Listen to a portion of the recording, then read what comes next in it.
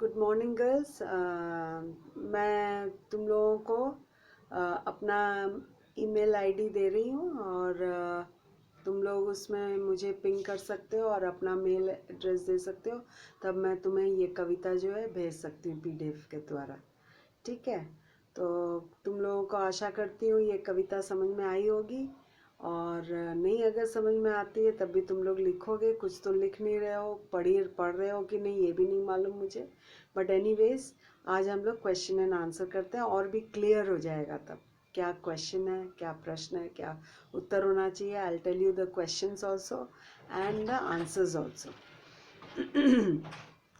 तो पहली जो कविता है उसमें लाठी के गुण बहुत हैं, सदा रखियो संग। इसका यहाँ तक होगा। सब हथियार न छोड़े, हाथ में लीजिए लाठी। इसमें तुम्हारा फर्स्ट क्वेश्चन लिखो, उपर्युक्त पंक्तियों का प्रसंग स्पष्ट करना है। Once again I am repeating, उपर्युक्त पंक्तियों का प्रसंग स्पष्ट कीजिए। इसका आंसर होगा, उपर्युक्त पंक्तियाँ जो हैं वो कुंडलियाँ गिरधर कविराय द्वारा रचित है, जिसमें वे लाठी के गुणों तथा उपयोगिता पर प्रकाश डाल रहे हैं। लाठी के गुणों तथा उपयोगिता पर प्रकाश डाल रहे हैं, इसका आंसर। ठीक है।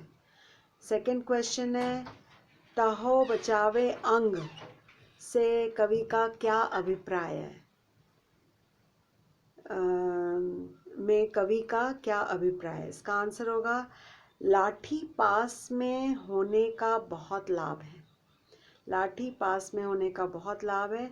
यदि गहरे नदी नाला आदि का सामना हो तो वहाँ लाठी हमारी हिफाजत करती है। अर्थात लाठी के सहारे हम नदी नालों को पार कर सकते हैं और अपने शरीर को किसी प्रकार की हानि से बचा सकते हैं। इसका आंसर।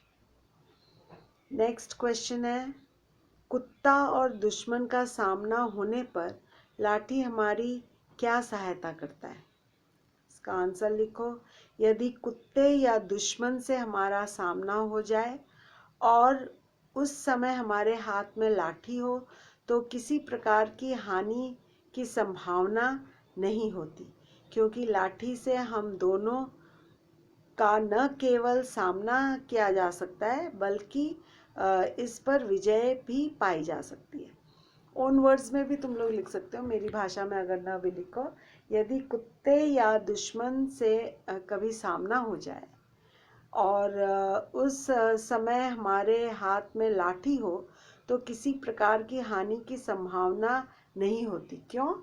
क्योंकि लाठी से हम दोनों का न केवल सामना करते हैं बल्कि क्या करते हैं, उन पर विजय भी पाई जा सकती है। मतलब कुत्ते को मार के भगा सकते हैं, दुश्मन को मार के भगा सकते हैं। तो फोर्थ क्वेश्चन, लाठी हाथ में रखने से क्या क्या लाभ हैं? तो इसका आंसर लिखो।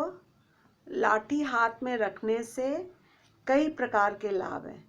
गहरी नदी नाले का सामना होने पर लाठी की सहायता से उन्हें पार किया जा सकता है। कुत्ता सामने आने पर उसे भी लाठी से डरा कर भगाया जा सकता है। किसी दुश्मन का सामना होने पर लाठी के वार से उसे भी परास्त किया जा सकता है। वार माने मारना और परास्त माने हरा देना। ठीक है। नेक्स्ट स्टैंजा, कमरी थोड़े दाम की का पहला क्वेश्चन है, प्रसंग स्पष्ट करना है। तो प्रसंग में यही लिखोगी कि कुंडलियाँ गिरधर कविराय द्वारा रचित है तथा इस पद में कंबल के गुणों का बखान किया गया है, कंबल के गुणों का। नेक्स्ट क्वेश्चन, बकुचा बांधे मोट, राती झारी बिछावे, ये लाइन पंक्ति का आशय स्पष्ट करना है। आशय मतलब। तो इसका आंसर लिखो। यदि किसी व्यक्ति के पास कंबल हो तो उसकी गठरी बांधी जा सकती है तथा साथ ही रात को बिछौने की तरह बिछाया भी जा सकता है। Second question. थर्ड क्वेश्चन है, कमरी की किन किन विशेषताओं का उल्लेख किया गया है? इसका होगा कमरी के अनेक गुण हैं, मतलब कंबल के। वह शरीर को ढकती है, उससे सामान बांधकर गठरी बांधी जा सकती है। रात्रि होने पर उसे बिछौने के रूप में बिछाया जा सकता है। And last but not least है, थोड़े से पैसे में कंबल जो है हम खरीद सकते हैं। कम पैसे में कंबल मिल जाती है, तो गरीब भी इसका फायदा ले सकते हैं। शब्दार्थ लिखना है, थोड़े, बकुचा, मोट और बस ये 3 दिया है। यूजुअली आईसीएसई में 6 आते हैं, 6। तो यहाँ 3 मीनिंग्स लिखना है। थोड़े माने थोड़ी, ठीक है, और बकुचा छोटी गठरी, मोठ माने भी गठरी। ये हो गया। नेक्स्ट, थर्ड, गुण के गाहक से लेकर बिनु गुण रहे, मतलब जिनके पास गुण नहीं है उनके बिना, सहस न गाहक गुण के, यहाँ तक लाइंस लिखना है। 3 3 6 लाइंस है। इसका पहला क्वेश्चन है प्रसंग स्पष्ट करना है। तो प्रसंग में सेम चीज़ लिखोगे कि ये कुंडलियाँ कौन लिखा है, गिरधर कविराय ने ये कुंडलियाँ में स्पष्ट किया है कि इस संसार में गुणों के अनेक ग्राहक हैं, परंतु गुणहीन का कोई नहीं, गुणहीन का कोई नहीं। यह है प्रसंग। नेक्स्ट क्वेश्चन, कौवे और कोयल के उदाहरण द्वारा कवि क्या स्पष्ट कर रहे हैं। कौवे और कोयल में उदाहरण द्वारा कवि क्या स्पष्ट कर रहे हैं, ये सेकंड क्वेश्चन है।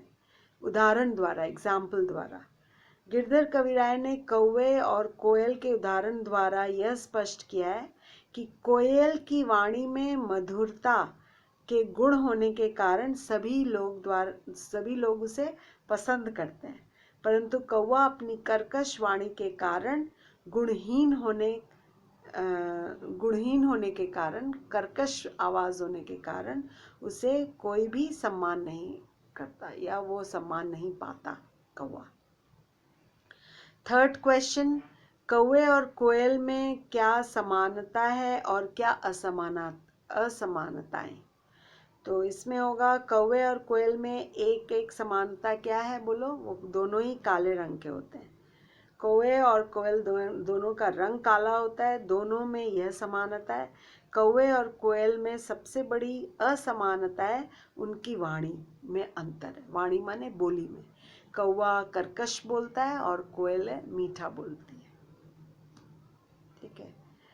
तो लास्ट क्वेश्चन होगा, उपर्युक्त कुंडलियों का मूल भाव स्पष्ट करना है। मूल भाव क्या है, मतलब क्या कहना चाहते हैं इसमें। मूल भाव स्पष्ट करने में तुम लोगों को लिखना होगा, काफ़ी चीज़ें हैं। मूल भाव स्पष्ट में लिखो तुम लोग। वो है, गिरधर कविराय यह स्पष्ट कर रहे हैं कि इस संसार में सभी जगह गुणों का आदर होता है। आदर माने सम्मान होता है। गुणहीन को कोई नहीं पूछता। Nobody wants those who don't have any quality, गुणहीन। जैसे कौवा और कोयल, यद्यपि दोनों का रंग काला है, परंतु गुणों के कारण दोनों में बहुत ज़्यादा भिन्नता है। भिन्नता माने अलगाव। कौवा को कोई नहीं पालता पोसता या पूछता, सबसे बड़ी बात। पालता पोसता तो कोयल को भी नहीं है लोग, लेकिन कोयल अपनी वाणी के लिए लोगों को क्या प्रिय है, बहुत लोकप्रिय है। वाणी की मधुरता के गुण के कारण सभी उसके बहुत प्रिय हैं। माने जिससे भी पूछो वो बोलेगा कोयल की वाणी कितनी सुंदर है, मधुर है। लेकिन कौवा को सभी हट हट करके भगाते हैं। इसीलिए ये लोगों में भी आता है कि जिन लोगों के गुण हैं उनको लोग बहुत अच्छा बोलते हैं, उनका सम्मान करते हैं। जिनमें अवगुण है उनको कोई नहीं पूछता। तो ये क ख ग 3 एक्सट्रैक्ट हो गए। अच्छा, अब नेक्स्ट एक्सट्रैक्ट है साई सब संसार में मतलब का व्यवहार। यहाँ से लेके करत वो वाला विरला कोई साई, माने 3 3 6, नेक्स्ट 6 लाइन्स। इसका पहला प्रश्न है, कवि के अनुसार इस संसार में किस प्रकार का व्यवहार प्रचलन है? तो इसका आंसर होगा, गिरधर कविराय के अनुसार इस संसार में मतलब स्वार्थी लोगों के व्यवहार का चलन है। अर्थात इस संसार के लोग एक दूसरे से अपने मतलब के लिए बात करते हैं। सब एक दूसरे के साथ तभी बात करते हैं जब उनका कोई स्वार्थ रहता है या मतलब रहता है। इसका आंसर। नेक्स्ट क्वेश्चन है, अपने कथन के समर्थन में कवि ने कौन सा उदाहरण दिया है? नेक्स्ट क्वेश्चन, अपने कथन के समर्थन में कवि ने कौन सा उदाहरण दिया है? इसका आंसर होगा, अपने कथन के समर्थन में कवि ने मित्रता का उदाहरण दिया है। इस संसार में मित्रता का आधार भी रुपया, पैसा, धन दौलत है। Very important. रुपया, पैसा, धन दौलत है। जब तक किसी व्यक्ति के पास धन दौलत रहती है तब तक अनेक लोग उसके मित्र बने रहते हैं तथा उसके पास आसपास घूमते रहते हैं। परंतु जैसे ही उसका पैसा समाप्त होने लगता है तो सभी मित्र उससे किनारा कर लेते हैं। किनारा कर लेते हैं मतलब उसके पास से हट जाते हैं तथा उससे सीधे मुंह बात भी नहीं करते, उससे मुंह मोड़ लेते हैं। भी एक मुहावरा है, इसका मतलब उससे कोई रिश्ता नहीं रखना चाहते।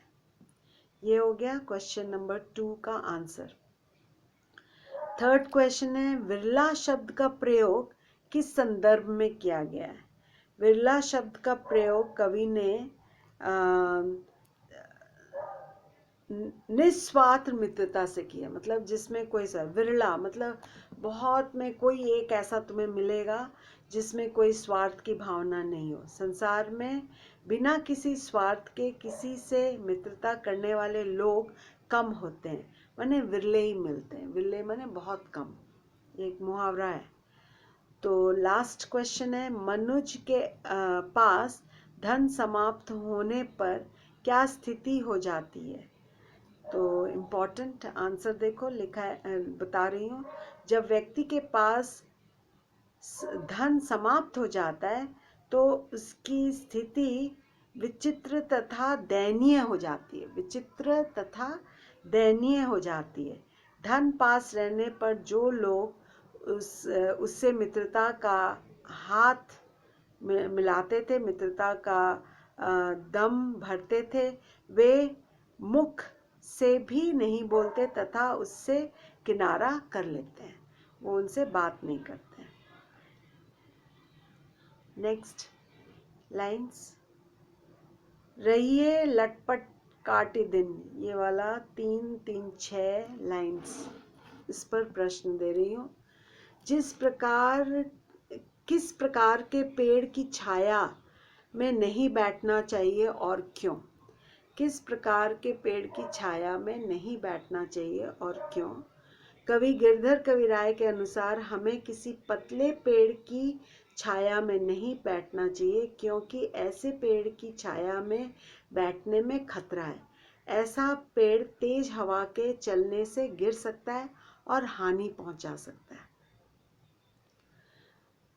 इस पंक्तियों का नेक्स्ट क्वेश्चन है, छां मोटे ही गहिए, कवि ने ऐसा क्यों कहा है? ये कविता का लाइन है।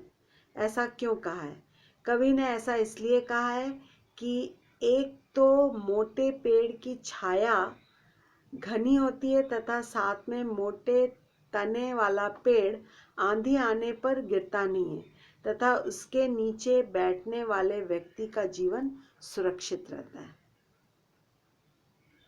पतला पेड़ हमें किस प्रकार धोखा दे सकता है? नेक्स्ट क्वेश्चन, पतला पेड़ हमें कभी भी धोखा दे सकता है। पतले पेड़ की छाया भी घनी नहीं होती, साथ ही जैसे ही तेज हवा चलने लगती है उसके धराशायी होने का खतरा रहता है। धराशायी मतलब उसके जड़ से उखड़कर गिर जाने का खतरा रहता है और उसके नीचे बैठे लोगों का जीवन खतरे में पड़ जाता है। शब्दार्थ लिखना है। लटपट माने लापरवाही, धामे माने धूप, पतरी माने पतला, पाती माने पत्ती, पाती माने पत्ती। नेक्स्ट, पानी बढ़े नाव में, इसका प्रश्न। गिरधर कविराय ने, ये भी 6 लाइन, इस पर प्रश्न दे रही हूँ मैं। पानी बढ़े नाव में घर में बाड़े दाम, इसका पहला क्वेश्चन लिखो। गिरधर कविराय ने सयाना काम किसे कहा है? सयाना काम किसे कहा है? इसका आंसर, गिरधर कविराय ने सयाना काम से यह मतलब बताया है कि नाव में पानी भर जाने पर और घर में आवश्यकता से अधिक धन दौलत बढ़ जाने पर उसे दोनों हाथ से बाहर निकालना चाहिए। नाव में पानी भरने पर दोनों हाथों से बाहर फेंकने तथा घर में आवश्यकता से अधिक धन को दान में देने को सयाने काम कहा गया है। तो ये हो गया पहला प्रश्न। दूसरा, नाव में पानी और धन के घर में धन बढ़ जाने पर हमें किस प्रकार का आचरण करना चाहिए? व्यवहार। यदि नाव में पानी भरने लगे, नाव को डूबने का खतरा हो जाता है। ऐसी स्थिति में नाव से पानी दोनों हाथ से बाहर फेंकना चाहिए। और घर में यदि धन आवश्यकता से अधिक हो गया हो तो अधिक धन राशि को दान कर देना चाहिए। तो नेक्स्ट क्वेश्चन है थर्ड वाला, बढ़ेन का ये वाला लाइन में कवि क्या संकेत करना चाहते हैं? तो इसका आंसर लिखो।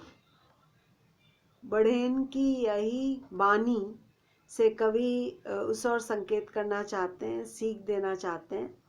क्या सीख देना चाहते हैं? बड़ों ने सीख दी है कि व्यक्ति को अच्छा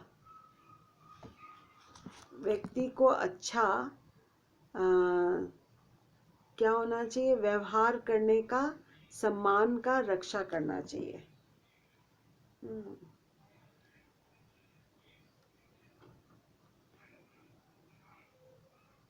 सीख दी है कि व्यक्ति को अच्छा समयोचित व्यवहार करने का, सम्मान की रक्षा करनी चाहिए। नेक्स्ट है, कुंडली में कवि क्या क्या संदेश दे रहे हैं? चौथा, तो ये सब कुछ होगा, ये जितना भी मैंने बताया है ये सारे पॉइंट्स इसमें लिखने पड़ेंगे। नेक्स्ट स्टैंजा 6 लाइन का लास्ट वाला, लास्ट 6 लाइन्स, इसमें हमें किस स्थान पर नहीं बैठना चाहिए स्पष्ट करना है। पहला क्वेश्चन, कवि के अनुसार हमें सोच समझ कर ही बैठना चाहिए। हमें ऐसे स्थान पर बैठना चाहिए जहाँ से किसी के द्वारा उठाए जाने का अंदेशा ना हो, मतलब कोई हमें उठा देगा ऐसा डाउट ना हो। सेकंड क्वेश्चन, हंसिए नहीं हंसाए का अर्थ स्पष्ट करना है। समय पर हंसना, समय भी सावधानी रखने की आवश्यकता है। हमें कभी आवश्यकता अशिष्टतावश उठकर हंसना नहीं चाहिए। अशिष्टता का प्रतीक है, मतलब जो मैनर्स और डिसिप्लिन में नहीं आता है, उसका सिंबलिज्म है। अगर हम बिना कारण के हंसते हैं तो अशिष्ट व्यवहार कहलाता है ये। क्या प्रेरणा देना चाहते हैं? थर्ड क्वेश्चन, इस कुंडली में कवि क्या प्रेरणा देना चाहते हैं? तो ये नीतिगत है, मैंने पिछली कक्षा में कहा था, व्यवहार से संबंधित है, how you are going to behave. नहीं, अगर जैसे राजा के दरबार में समय पाकर ही जाना चाहिए, जहाँ किसी व्यक्ति द्वारा उठाए जाने की आशंका नहीं हो वहाँ बैठना चाहिए। अशिष्टतावश ठहाका लगाकर नहीं हंसना चाहिए। और इस प्रकार से जितने भी पॉइंट्स मैंने समझाए थे वो सब यहाँ पर लिखना होगा, यही प्रेरणा मिलती है। And last but not least, ये है मीनिंग्स लिखना है। तहाँ, तहाँ माने वहाँ, कोऊ माने कोई, जहाँ माने जह माने जहाँ, अखरे माने अप्रसन्न, अप्रसन्न माने नॉट हैप्पी, और या कुपित, दोनों ही होगा। ठीक है, तो और भी जो कुछ भी पूछना है तुम लोग पूछ सकते हो मुझसे। अभी तो आज के लिए इतना ही, क्योंकि कविता का सारा क्वेश्चंस मैंने दे दिया है।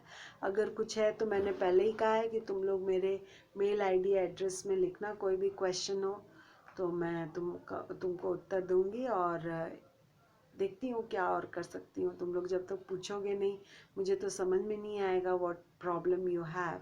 I hope the poem is bit difficult.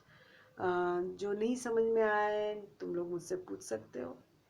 So thank you. God bless you.